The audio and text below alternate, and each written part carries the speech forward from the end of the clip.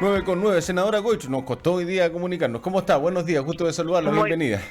buenos días, Mauricio. Un gusto saludarte. Estábamos hablando hace algunos minutos con algunos de los sindicatos que viajaron con la empresa Mina Invierno, con la compañía minera, a Valdivia, en estas presentaciones de pruebas y todo lo demás.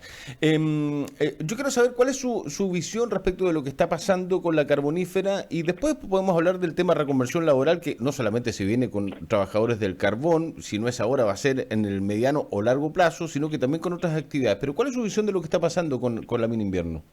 Mira, tú sabes mi opinión respecto de todo el proceso de tronadura, de cómo se ha llevado a cabo este proyecto. Yo he sido siempre muy crítica, pero yo creo que la lápida la puso el presidente de la República el otro día, yo creo que lo comentamos, cuando se lanza la COP25, la Cumbre del Cambio Climático, donde Chile va a ser sede mundial de la discusión, y señala con mucha claridad que no van a haber más centrales termoeléctricas a carbón.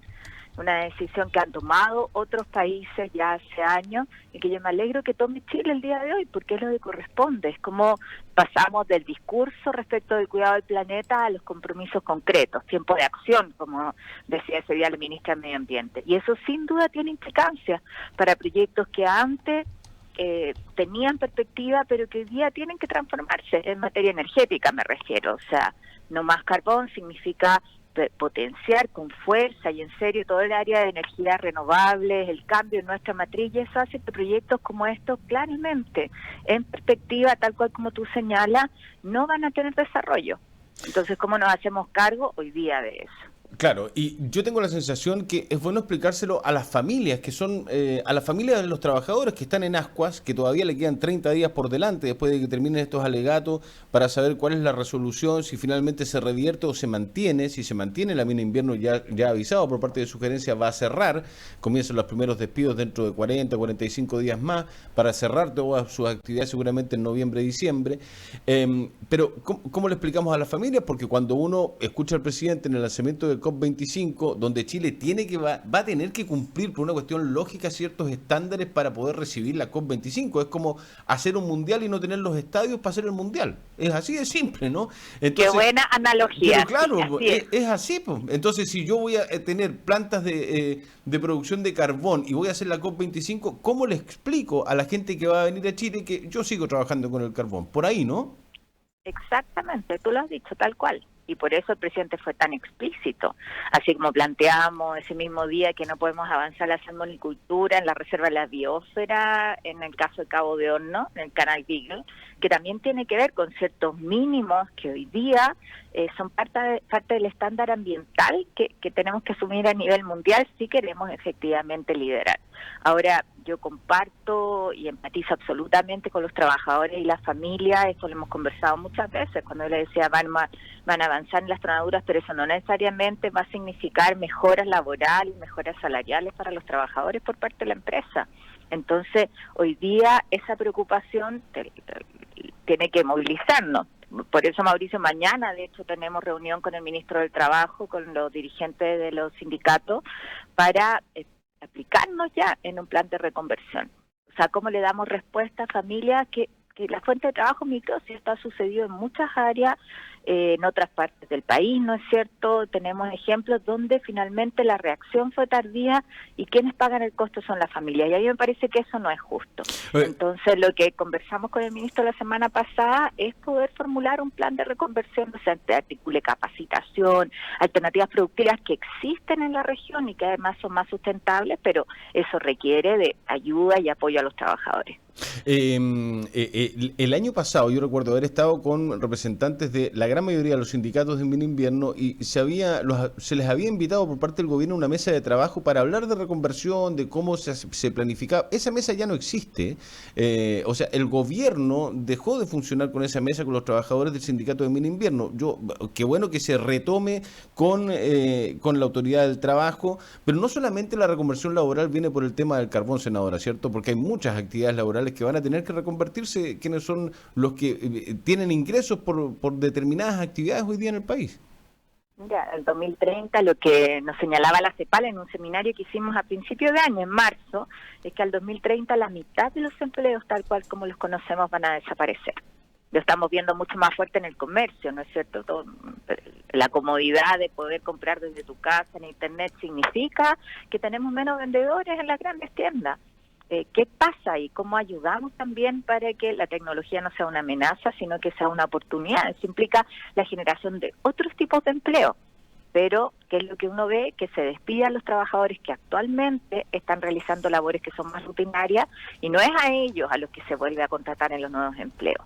Entonces, esto requiere efectivamente entregar herramientas de capacitación, porque si no tenemos una demanda social de la que hay que hacerse cargo, pero insisto, esto tiene rostro y apellido, son familias, son niños que van a la escuela en la mañana, te fijas, y que requieren de apoyo.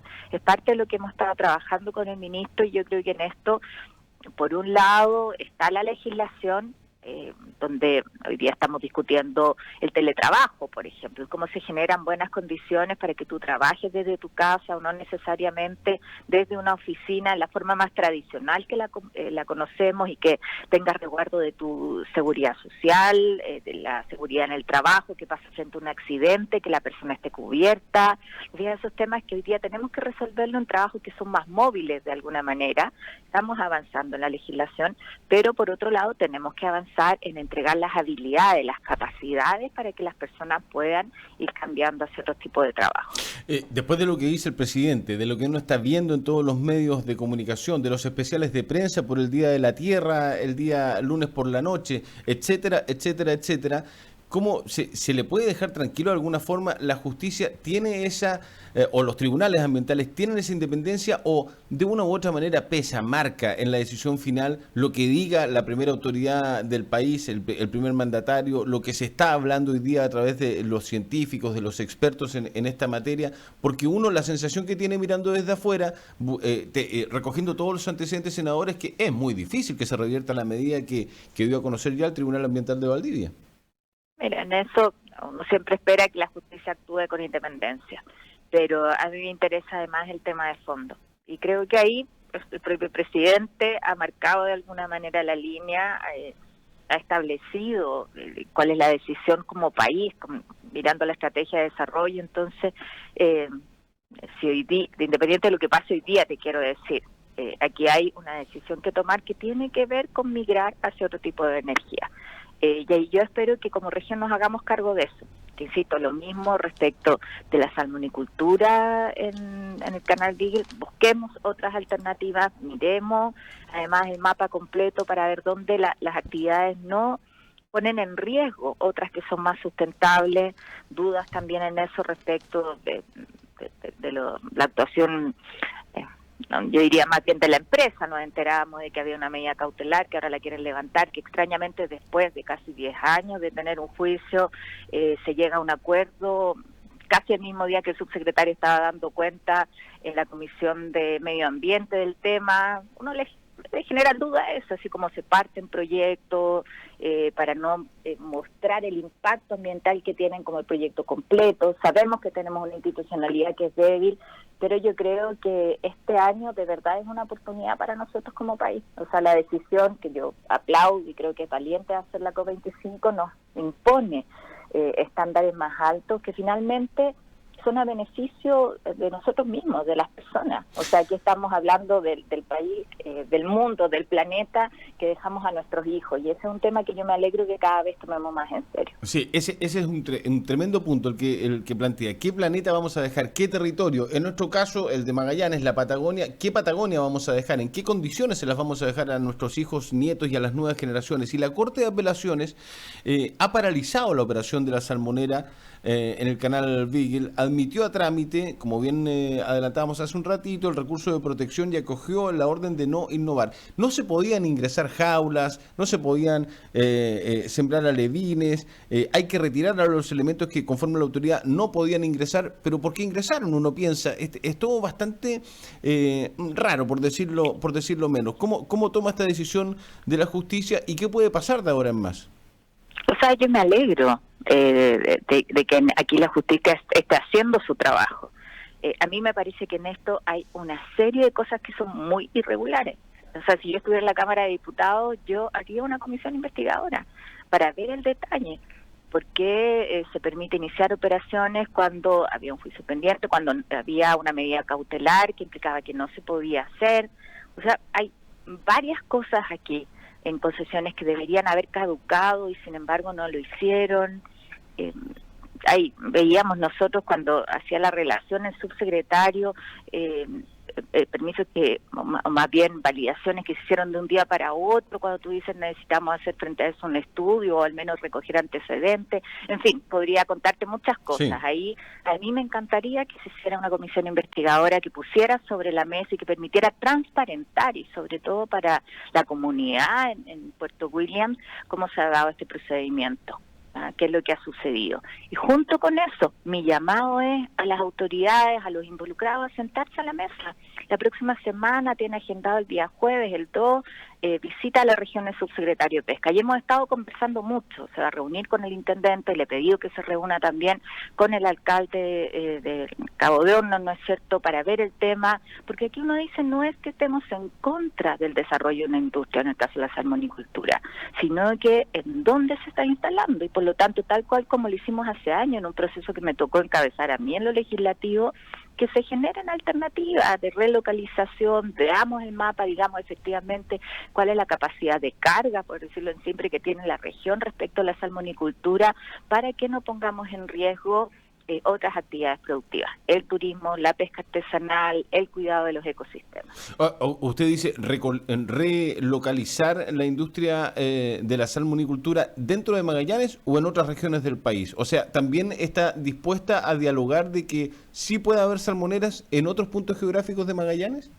Eso fue lo que ya hicimos en una ocasión. No, claro, está necesitamos sincerar. Sí. Es sincerar, Mauricio, cuáles son los espacios donde efectivamente se puede instalar, porque hoy día el estándar también es un asalto. Cuando tú dices, oye, pasamos de un parque nacional a una reserva nacional, ¿cuál es la diferencia en términos de protección?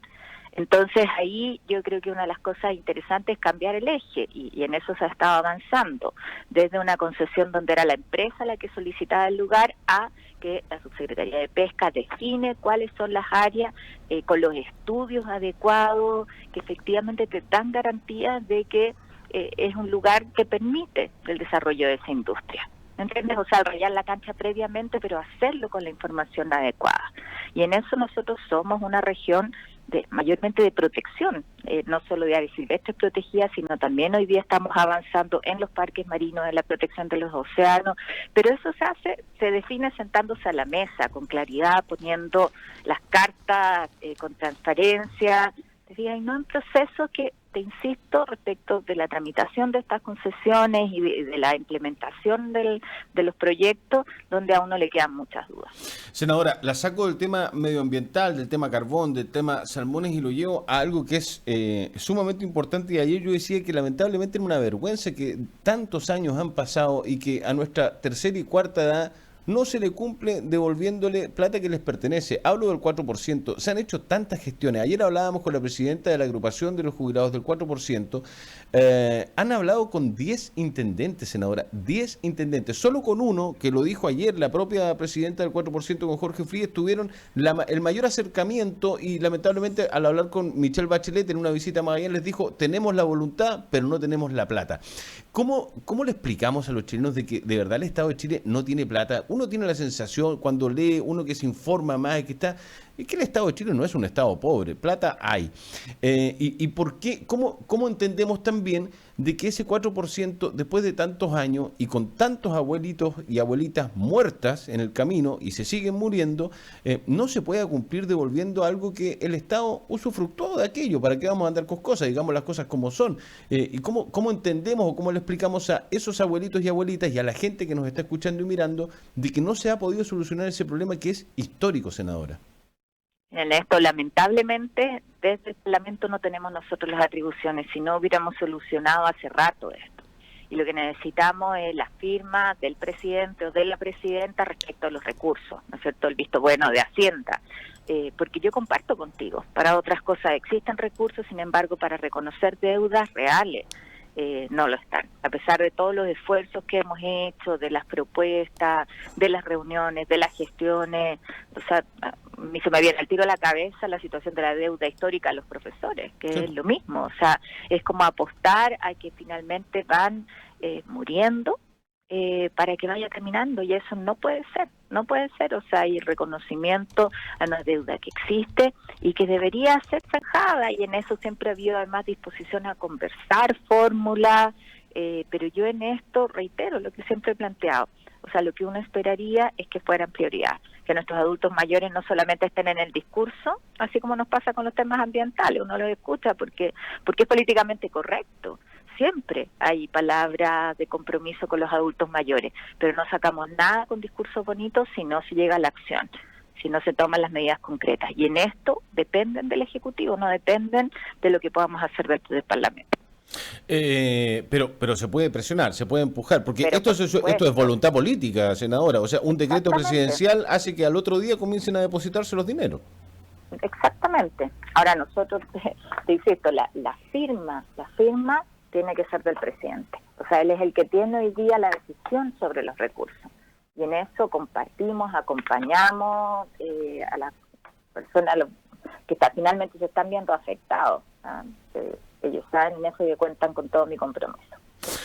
Senadora, lo último, me preguntan hay 2, 3 auditores o televidentes que nos preguntan por redes sociales qué visión tiene, qué opina del TPP-11, que es este acuerdo que se ha dicho que es de comercio, que es un acuerdo comercial, pero tiene un montón de aristas que nosotros lo explicamos la semana pasada acá en este programa. ¿Va a votar en contra, a favor? ¿Qué visión tiene este tratado que nos congela un poquitito como país? Mira, qué bueno que me lo preguntas, porque ayer recibí hartas preguntas de cómo iba a votar hoy día. Hoy día no se vota. No sé por qué se generó esa impresión. El TTP recién se empezó a analizar el día de ayer en la Comisión de Relaciones Internacionales. Estuvimos discutiendo, de hecho, cómo se va a hacer la tramitación, porque hay aspectos que tienen que ver con salud, hay aspectos que tienen que ver con la Comisión de Agricultura, otros con la Comisión de Ciencia, Tecnología, ¿te fijas? Entonces, para hacer una tramitación que nos permita analizar en detalle los distintos aspectos, también objetivar, porque aquí permítanme decir con mucha claridad que también yo veo de repente, y sobre todo en redes sociales, declaraciones que no tienen que ver con el texto. Entonces creo que es muy importante tener los antecedentes con seriedad. Ese es el proceso que vamos a hacer. Seguramente lo vamos a comentar en más de un contacto de radio, porque esto no va a tener una tramitación rápida. Y yo lo que voy a hacer es, como siempre, escuchar los antecedentes, hacer el análisis y tomar la decisión respecto de la votación pensando en el país, en nuestra estrategia de desarrollo. Creo que eso es lo que corresponde. Entonces, no te voy a anticipar hoy día una decisión cuando recién está partiendo la tramitación. Ok, aprovecho de contarle que gente cercana al humedal Tres Puentes le envían saludos porque dice que ayer pasó la ley de humedales, la Cámara de Diputados, y usted apoyó desde un inicio esa ley de humedales, que lo hablábamos con Humberto Gómez hace algunos días acá también en este programa, de que es fundamental una ley de humedales para proteger no solamente nuestro humedal de Tres Puentes. Yo veía una nota hace un par de días en la zona central, un humedal que lo terminaron matando, así de simple. Extinguieron un humedal, creo que en la séptima, no me acuerdo si en la sexta o en la séptima, y así puede pasar con muchos humedales que son tremenda fuente medioambiental de la naturaleza, de protección de nuestras aves, de nuestra fauna, de nuestra naturaleza en general. Así que aprovecho de traspasar este saludo que le envían a través de redes sociales a propósito de la ley de humedales que pasó ayer por la Cámara de Diputados. Bueno, yo reitero el saludo del otro lado, agradecerles ahí a la agrupación la fuerza, el empuje que han puesto para visibilizar este tema, y también alegrarme de que la ley se haya tramitado con bastante rapidez, porque yo creo que esa era la urgencia, ¿no es cierto? Tú lo señalas con casos concretos, y con esto los municipios van a tener mucho mejores herramientas para proteger los humedales urbanos. Nos queda además pendiente una discusión sobre otras reservas naturales urbanas que no necesariamente son humedales, y para eso yo espero que avancemos. Está en tramitación una ley que contiene esa categoría.